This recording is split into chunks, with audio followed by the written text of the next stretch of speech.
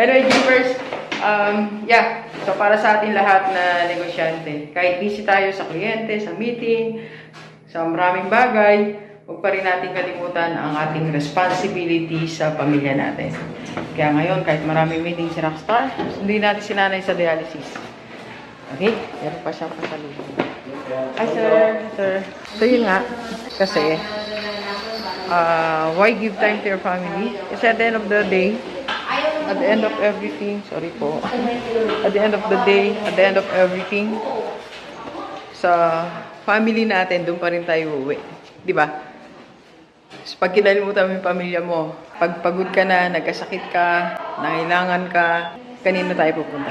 Diba sa family lang din natin? Oh, thank you, sir. Package cute. Oo, ganun pa. Let's go, let's go.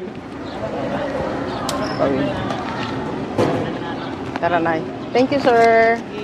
Magaling po dito sa, ano, sa... Ay, si nanay. Thank you. Thank you, sir. Ay, natin pa ng, ano, ng security. Hanggang parking. Thank you, Bataan Peninsula Medical Center. Let's go, let's go.